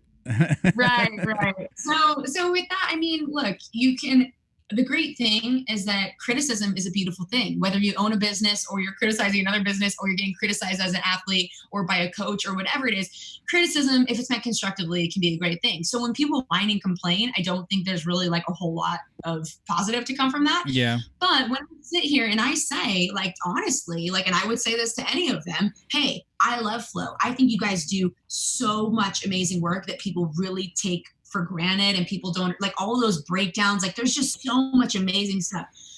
However, even though I think it's started to get better with representation, I do still think we have a little bit of an issue with how many women's fights are on cards and things like that. There is still room for improvement. That's something that can be addressed. That's actually something that can be addressed rather than just whining and complaining about pricing or monthly options or whatever it is. So I do think there's gonna be more room for competition because Flow has blazed the way. And that's another thing where people complain about Flow the same way they complain about the IBJJF. IBJJF, they opened up IBJJF Opens in every major city of the country in 1 year. They had that expansion 1 year. Yeah. And they lost so much money doing this, but they saw it as an in the beginning. They saw it as an investment because it was if we do this, people are going to start listening, and next year they're going to start to show up. And that was huge. Thousands and thousands and thousands of dollars invested into something like this. So it really paved the way for other organizations to be inspired and say, you know what, I think we could do this. And I actually have this other idea and we can make it like this. So same with Flow. Oh, wait, we could do that, but I want to do it this special way. So I think it's a great thing. More growth, more competition. It's good for everybody. So you talked a few times about kind of women in the sport. What do you think is lacking in the sport in general for women? I was listening to some stuff recently about for women as it relates to ADCC. There are only really two, right? There's only two weight classes, right? It's over and under, and that's it. How do you change that? What has to come about to attract either? I'm guessing that they need to attract more women in order to open it up for other weight classes. But I mean, you're on the inside. You tell me. Yeah, this is a really touchy subject for many women because this is one of those areas where this is probably the only area I can think of where we're no longer talking about complaining versus constructive criticism. It's just very black and white. Yeah. They made this minus 60 and above 60 kilos, which is 132, 136, I think it's 136. I have to check, but it's something like that. A while back when they felt like there was a lack of women in the weight classes. Well, now if you look at the Nogi Worlds brackets and just take the women just from there, just from Nogi Worlds, you have more than enough women to fill the divisions in the same numbers that the men have. Okay. So there isn't any excuse now. And one thing that's interesting is if you ever listen to Mo or Tom DeBlas, talk about this, they are both on the same page. So like, you know what, we want more women's weight divisions. There needs to be more weight classes for the women, maybe even absolute with super fights. Like we don't even have any of that. We have 2 divisions and that's it. There's no absolute, there's no super fight, which obviously makes it harder for the athletes to want to compete because of the opportunity to win and to medal and to prepare and to get hurt and things like that. However, it also is completely different financially because there's now not all these opportunities to go and win money as an athlete. So they are on the same page, which is great. And they've publicly said this multiple times. But with an organization like ADCC, I don't know all the details, so I don't want to speak to what I'm not sure of. But at least how it seems is I don't think that there is like a board that like has a proposition and then they sit and vote. I believe it's just up to the sheiks of the organization to make the call yes or no. Again, I could be wrong on that, but what Mo has said multiple times is I'm bringing this to the table, but they're resistant to change and the sheik and they have to say yes or no. And right now they're saying no. That's what we have been told. But the thing that's really like kind of disgraceful about it to me is it's not all about Gabby Garcia. You know, like people try to make it all about her. It's really not all about her. What it is about is the fact that you take me, I'm 185 pounds, and you have me compete against somebody who weighs 140, or maybe that's as low as they can get. They can't get to that under 140 or under 132, 136 weight class. And you're telling them that their only opportunity to win the Olympics of Jiu-Jitsu, the most prestigious competition in the world, is to fight somebody, what is that, 30% heavier than they are or 45 pounds heavier than they are. And then on the other end, the smaller weight class as well. You have girls that are cutting down from 150 to make this 130 something weight class. And then you're going to bring the girls in that are 100 pounds and you're going to say, hey, your only opportunity to win is against someone 50% your size, bigger than 150% of your size. So that is really scary to me because like I fought Gabby Garcia once and she obviously has a lot of weight on me. I got shoved off the stage and backflipped over tables multiple times. It's a blessing that I wasn't permanently injured. Same with some of the other girls. And I'm on the heavier side, you know, like I'm on like the heavier end of the spectrum too. So that's interesting. But yeah, so that's really the argument here is there needs to be more weight classes. We need an absolute division and we need the super fight, the same as the men, because the numbers in women competitors is no longer the issue. It's an old excuse and it used to be relevant 15 years ago. And at this point, it's no longer a relevant conversation. It's more of like you're making women's jiu-jitsu a circus by putting like those level of people with each other. It's just kind of ridiculous, honestly. I agree. I hope that I just think it's like anything, just time. It needs a little time, and sometimes even those that are resistant to change, they wind up coming around. But I'm really happy to see, again, as somebody who trains in a gym with a lot of females because of the husband-wife team. You know, we have a lot of girls that have come up in our system at Fight Sports Coral Springs, and we've. You know, it's great to see an all-female card. It was, you know, it's right. Is that the only? I think that might have been my first fight to win. You know, in Florida that I went to because you know they were on the card, and I didn't look at it as like, oh well, there's men fighting, and there aren't any men fighting, so I don't really want to go to. It's not. It's just like if you're a fan of jiu-jitsu, you're a fan of jiu-jitsu. And to be honest, women like when we come into a super fight. And Fionn Davies is someone who's really amazing. She's spoken about this a little bit as well. There's so much pressure to be entertaining because we have this sense of like people don't want to watch us as much as they want to watch the men. So there's so much of pressure to be entertaining, which there should be if you're getting paid to perform. I don't disagree with that. Mm-hmm. That a lot of times, in my opinion, the women's fights are more exciting than the men's because the men, they really just care about the ranking and they want to win. The women want to put on a show and they're going to go ham and they're going to make sure that people are entertained. Like when I fought Nicelli, De Jesus in March, and it was my first match back after being out for 6 months, going in with one of the most winningest women in the world, who I respect a lot and I've had close matches with in the past. I went in and played a completely different game plan than I've ever played before, and it worked out for me for a couple minutes until it didn't, but it's okay because I've had a fight with her before that was like, it was decided by an advantage point. I got stuck in spider lasso for 6 minutes. It was boring. No one would have wanted to watch it. And I knew I didn't want that as the headliner of the show. So I went in and went for leg locks, which I never do. Yeah. And I pulled guard, but it was exciting and people loved it. And so I lost. And so it's okay, you know? But anyway, I think that really speaks a lot to the way that women are fighting for the representation on the cards, and we're fighting to be paid equally. And I've really had to fight hard for that as well.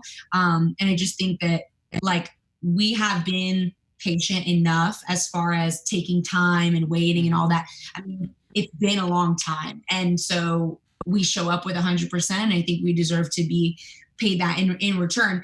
But, and again, this comes down to like, what value are you bringing to the show? Because I understand statistics, I understand sports and money and all that very well. So then next question is you go and look at the social medias, and more of the women have larger social media followings than a lot of the men. Yeah.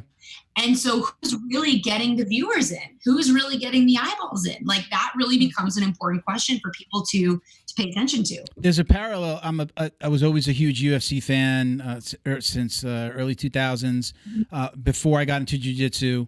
There's a parallel here with, you know, I kind of see, hopefully the same thing will happen where the women's fights in the UFC are almost always more exciting than the men's fights.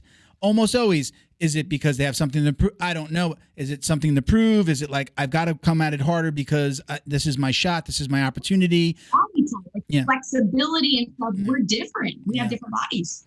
Yeah. Look, I mean, there's a, you know, I'm going to watch the fights tonight, and Rose Namajunas is the fight is like, that's the only, when I'm thinking of the fights tonight, I couldn't tell you everyone else is like, I know Kamaru Usman is fighting, and, you know, I want to see the thug roast. That's the most interesting fight to me because I think she's got a shot, but she's one of my favorite fighters.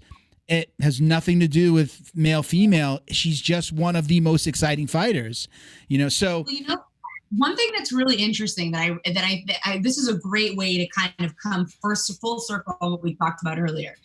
Think about Dana White. Okay, Dana White was so resistant to Ronda, and I love Ronda, and I actually grew up doing judo with her sister, and I trained with her and her mom, and know them really well. Yeah, and they're great. So, anyway, so the thing about Ronda and Dana White, Ronda had to beg and beg and beg and beg and beg for an opportunity. It had to start from the top. Dana had to say, okay, fuck it, we're gonna do it, we're gonna try it. Once he did that, how much money did Ronda put into his pocket? How much value did she bring to the UFC because he said, okay, let's do it? So then when you think about like ADCC and you're like, are you guys really not going to add more? For what? For what? For a couple grand that you don't even care about? Yeah. For what reason? You know, like what's actually the reason? Just because you don't feel like it?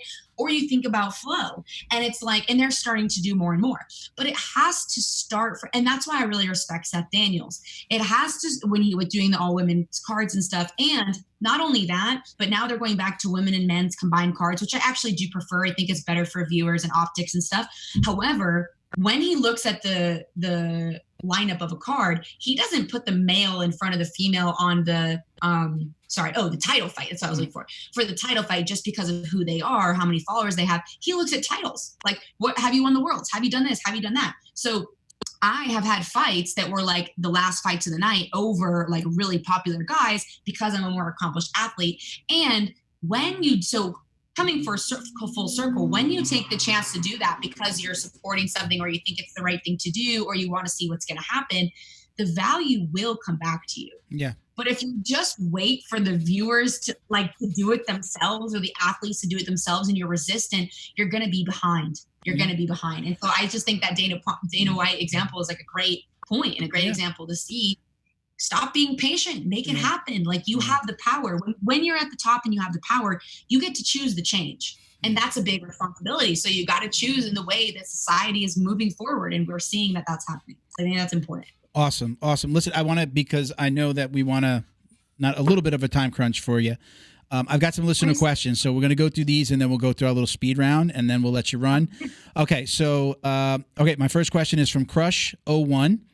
I'm new to jiu-jitsu, only been training for about 6 months, and interested in doing competitions. The place I train at now does not have a competition team or competition classes. Would you consider changing gyms?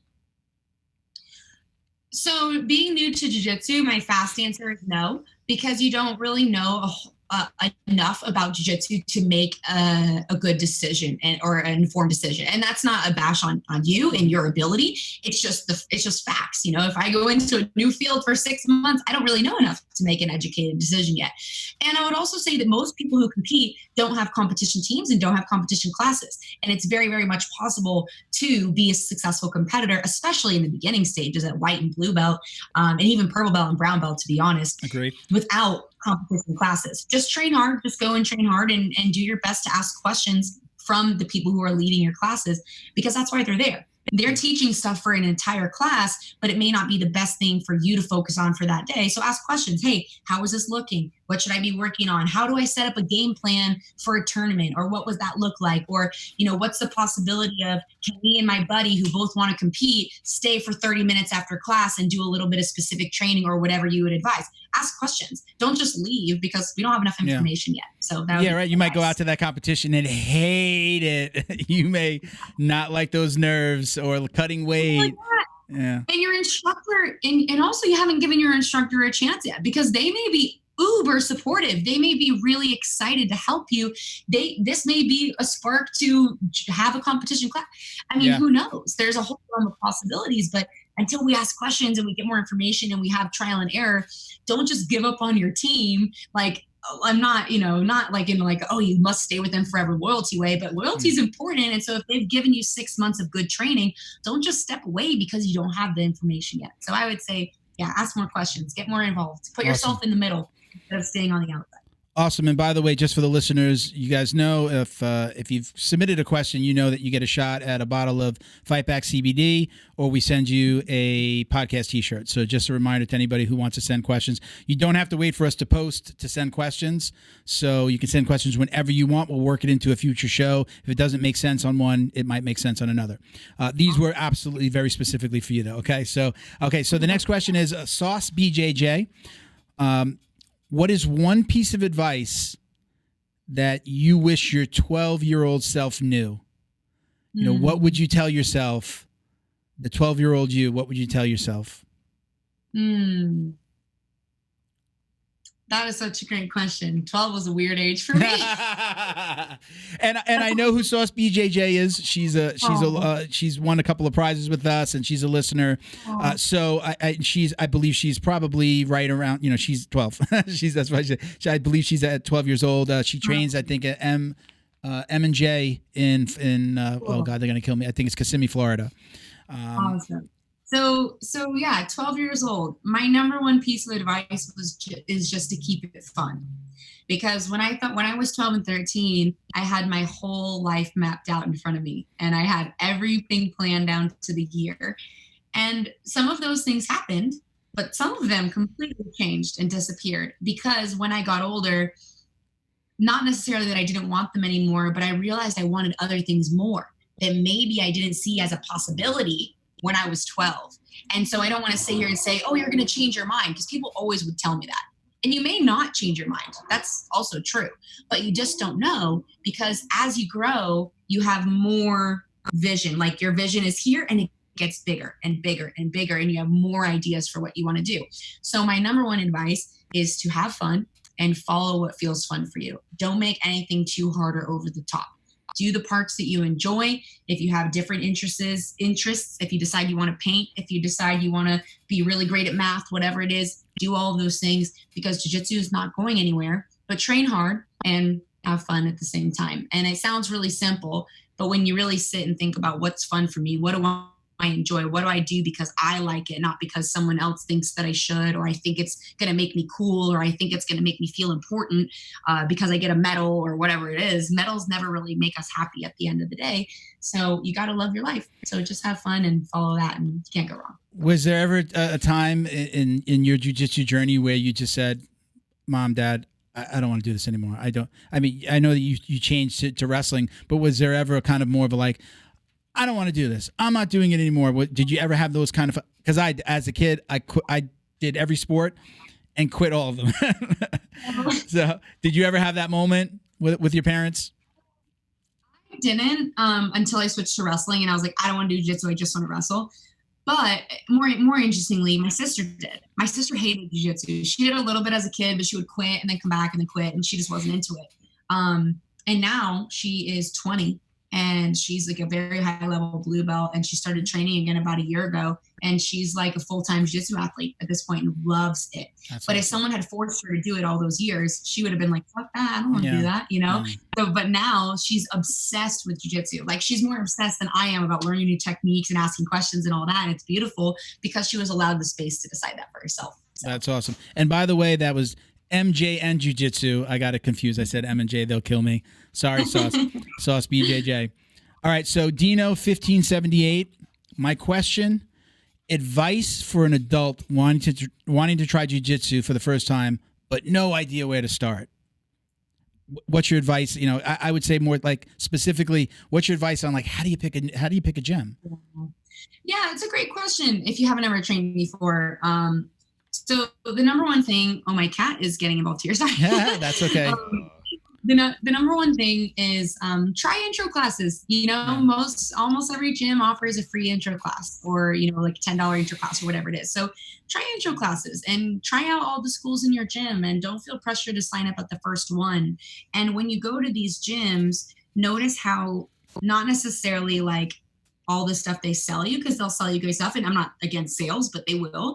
And rather than that, notice how you feel and how they make you feel and the energy of the place. And when you're on the mat on your first day, did they put you with someone high ranking, and like, did that person help walk you through the process, or did they just throw you into sparring and just say, go for it?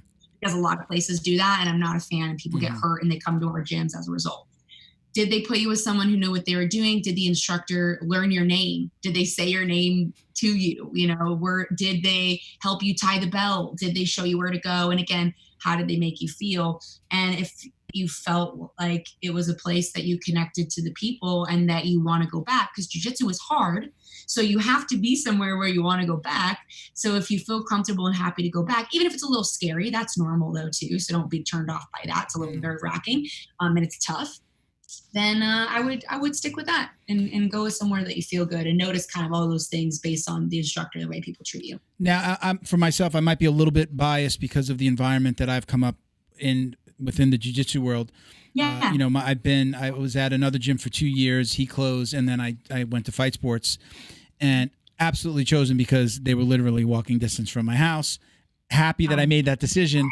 But when I have parents asking me about jiu-jitsu or martial arts, I tell them, first of all, try jiu-jitsu, find a school with a good kids program. I said that before. But as a father of 2 daughters, I always tell people, even if they have, boys or girls, doesn't matter, say, I would really suggest finding a gym with a female presence. I feel, again, you know, I have a 27-year-old and I have a 17-year-old. If I was bringing my 5-year-old, 6, single-digit child to a place where I'm going to drop them off and they're going to be in somebody else's hands, I feel very comfortable seeing a female presence. Again, most of the coaches in my gym up to recently were all female. The head coach, was male, but, kind of the blue belt coaches were almost always female. I feel as a parent just a little bit more comfortable for me than just dropping them off with men. Especially if it was a girl. I just would never drop off my little girl, whether I was staying or not, and just leaving them with adult men. And even teen boy, I just think that it's comforting. That's a piece of advice that I would give. Yeah, I agree. I think the female presence can change the energy of the school a lot, and it's great to have both. And it's also great for your kids to have both as role models, as far as like how they're going to come up and view, women in power, or women in what's the word? leadership positions and men in leadership positions.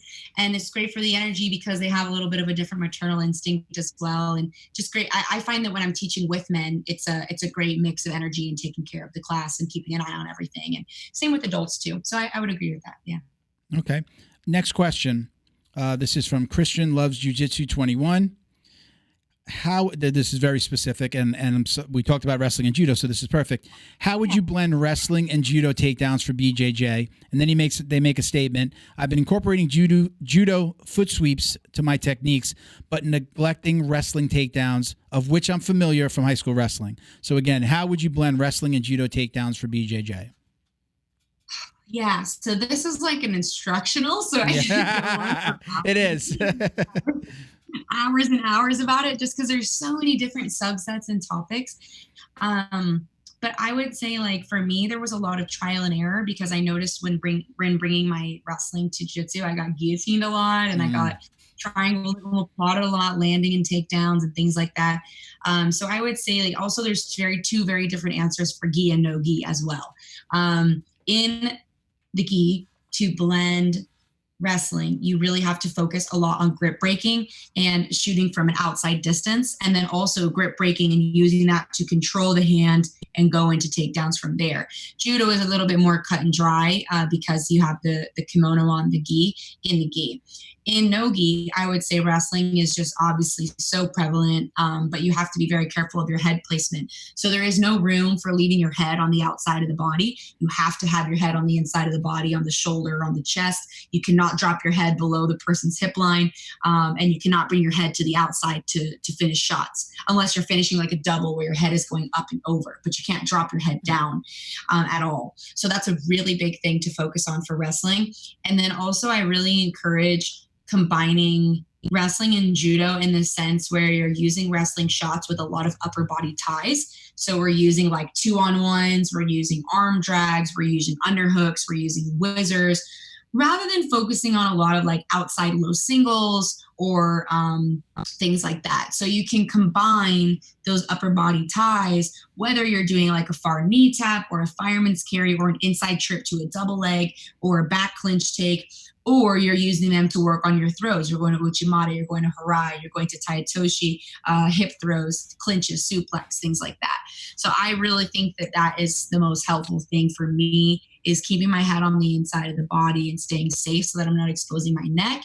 And then secondarily is combining a lot of these upper body ties and then using those to attack both judo and wrestling. Because when I attack the wrestling and the wrestling fails, a lot of times I can go back to the throw and I'm attacking the throw fails. Well, I still have my upper body clinch and now I can drop down to a high single leg. So there are a lot of ways to combine those. The gi gets more tricky. And I use judo more in the gi than I do use my wrestling, but you just have to focus a lot on grip break and hand control and shooting from the outside. Awesome. Great answer. Thank you so much. Let's get it. We're going to go right into our speed round. Now, I always say I call this a speed round. You can answer. You can take your time answering if you want. One-word answers are fine. I've got a bunch of questions, and I'll just run through them, and we'll see where it goes. All right. So, preference: gi or no gi? Depends on the day, but no gi. I'm sorry. I'm sorry. I talked over you. Go ahead. Gi or no gi? Huh? Oh, no gi now, but I love. All right. Go-to sub. I'm sorry? Go-to sub. Go-to submission. What's your go-to? Submission. Guillotines, but right now I'm really focused on heel hooks. Be ready for that. They're coming. Takedown or pull guard? Always takedown, but I've been doing a lot of leg locks lately, so I've been pulling guard. Okay. Favorite competitor? Who do you love to watch?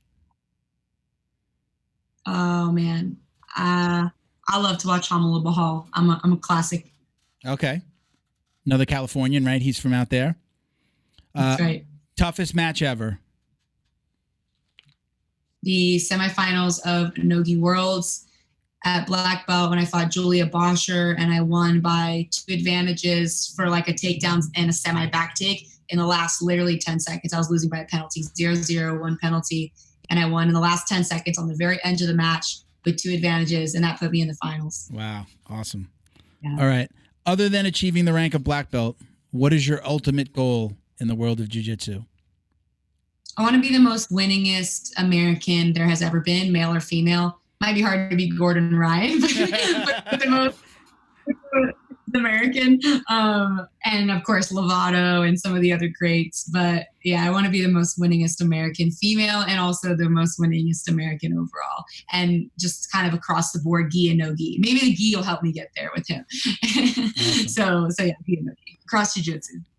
What would you be doing if you were not doing jiu-jitsu? Like with your life, if you had not found jiu-jitsu. Wow. I'm very passionate about sports psychology. So I do believe that I would be, I kind of work in that with my businesses that I do on the side, but anything to do with like leadership, business, and mindset. Yeah, definitely involved in those. I'm passionate about those. What is I just apply it to sports. Gotcha. Okay. What's the craziest thing that's ever happened to you in competition or even, training on the mats in your gym? Craziest thing that's ever happened? Craziest thing. This is going to sound so ridiculous, but I did have an ex-boyfriend put me to sleep like with a choke and then blame it on me because he said I didn't tap fast enough. Best answer ever. Best answer to that question ever. And then get like really upset with me because I embarrassed him by by passing out. Yeah, really, really dramatic. That's a whole other story for another time, but I'll go with craziest for that. All right, we have 2 questions left. What is your biggest regret as it relates to jiu-jitsu? Do you have any? Oh, man.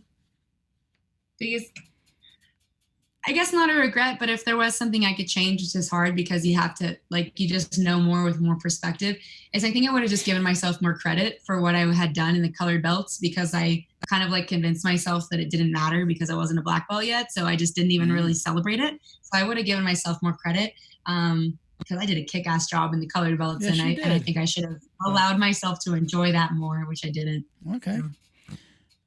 Last question. Most important question, Kendall. Most important question you're ever going to answer on today or anywhere ever when it comes to jiu-jitsu. Okay. Do you or do you not wash your jiu-jitsu belt? I wash my belt after competition training only. Enough. Perfect. You're on team. Hashtag wash your belt. Team wash your belt. You wash it. You're on the team. You wash it. You're on the team.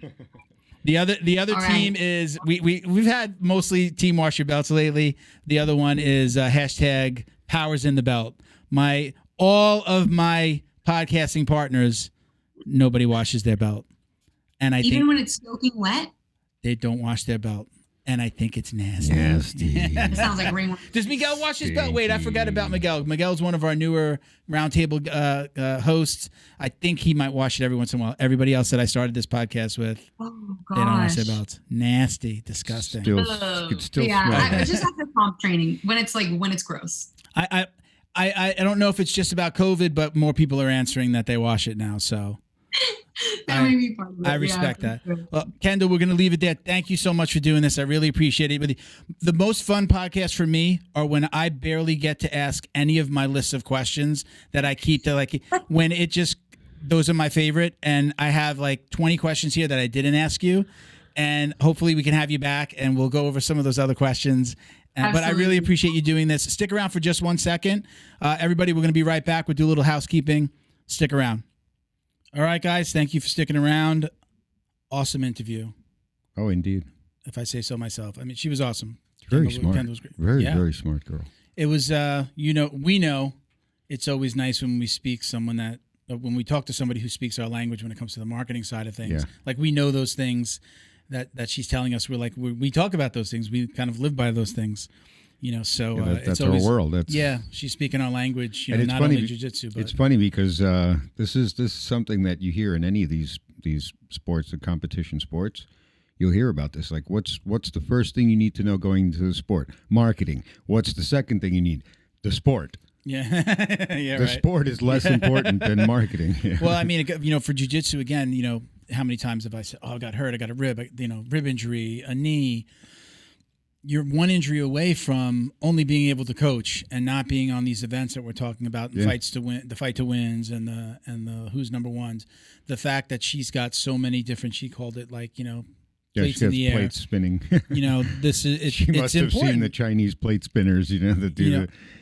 It's why we do the different things that we do. We've always got something going. There's always something. We to fall figured back this on. out a long time ago. I mean, it's over 10 years ago that we realized that at this point the market has changed so much. The world has changed so much. You can't rely on just one job like the old days. Put all your eggs in one basket. Who would have known we'd be in the middle of a global pandemic? And we've still been able to do this. And that's the right mindset to have in a situation like that. It's resourcefulness. All right, everybody. Don't forget, you can support the Jiu Jitsu Dummies Foundation. Just look, I'm going to make it short and sweet for you guys. Go to @Jiu-Jitsu Dummies on Instagram. Hit the link in our bio. You can find out all the different ways you can work with us. You can help with our projects. You can donate. You can check out our sponsors. Everything is there. So, again, @Jiu-Jitsu Dummies on Instagram. If you donate at least $50 to the Jiu Jitsu Dummies Foundation, where we award scholarships to veterans, first responders, and kids. If you donate $50, we'll send you either an embroidered Jiu Jitsu belt from Flow and Roll, or you can get a mug from the shop, from the podcast store. Okay? So, again, check that out. Patreon, thank you guys. Thank you to all of our supporters. Carlson Gracie, Winter Haven in Winter Haven, Florida. You can check them out at carlsongraciewinterhaven.com. And you can check out their Instagram at @CarlsonGracie_Winterhaven. All right. Carlson Gracie, Broward County in North Lauderdale, Florida. You can check them out at carlsongracie.browardcounty.com and their Instagram at carlsongracie_Broward County. All right. Tell Big J that Milton and the Dummy sent you. Special thank you to John Way Martial Arts in Plantation, Florida. JohnWayMartialArts.com. And their Instagram is @JohnWayMartialArts. All right. Our other Patreon supporters include Robert Walker, Frank Howes. You always say this every week. I was scrolling. Right, I should know all this stuff by heart by now. So, Robert Walker, that's Bridger Walker's dad, right? One of our scholarship winners. Frank House, Wolsey Rivera, Boa Athletics. I got my Boa Athletics tee on today. Yeah. Right? Pretty awesome. Right? It's actually purple. Just for the viewers. And I'm seeing it's not blue. I'm a purple belt. Not blue. It's purple. Boa Athletics on Instagram. It's @BOA_athletics. Special thank you to Michael Pixley Jr., Jason Smiley, Britt Tavar, James Fisher, CJ Carroll, Mission 22, Chuck Reddoor out in Hawaii, and Roberto Santiago down here in South Florida. We appreciate you guys. If you'd like to support the show, again, go to our Instagram @Jiu-Jitsu Dummies, click the link, find the Patreon link, and you can just support us with as little as $5 a month, and you're automatically entered into a giveaway. It's up to $100 giveaway every single month. You'll either get, you got Fight Back CBD, does stuff once in a while. I just gave away a gi from Tap Cancer Out. We're going to give away another one from Flow and Roll. And look, we also include listeners who submit questions. So that all goes into like a pool, and then we choose using an app, and, we choose a winner every single month. So up to $100 worth of gear. All right. Check out the podcast store at jiujitsudummies.shop. 15% off with code JJD. T-shirts, face shields, backpacks, coffee mugs. We got everything there. Also want to do a special thank you to WeDefy. The WeDefy Foundation supports veterans and the jiu-jitsu community. And for those of you who don't know who they are, they're helping provide therapeutic relief to disabled combat veterans through jiu-jitsu. All right, so check them out on Instagram at WeDefy Foundation. And you can donate anytime at WeDefyFoundation.org. All right. Huge shout out. They've been with us from the beginning, right, Bo? For the very first episode. Fight Back CBD. You can get 20% off your CBD order at fightbackcbd.com with code JJD. All right. Last but not least, you can support the foundation, the Jiu Jitsu Dummies Foundation, on Amazon Smile. Very simple. All you're doing is going to your Amazon account, go into your settings. You change your settings to Amazon Smile, and it allows you to choose a nonprofit that you want to donate to every time you order. It doesn't add to your purchase price. Amazon donates a portion of what you spend to the foundation of your choice. Okay? So check that out. Again, Amazon Smile. My Instagram is Uncle Milty. I forgot my own Instagram. At Uncle Milty BJJ on IG. This is what I get for trying to do it a little bit different every time. I do it to myself. At Uncle Milty BJJ on IG. What do you got, Bo? You about to say something? No. You good? No, I'm good. Yeah. All right. All right, everybody. Thank you for watching and listening. Stay safe, everyone. Us. Woo. Now we should I'm not going to sing it this time. Dance. Yeah. Just dance because the music's playing already. All right. And we're out.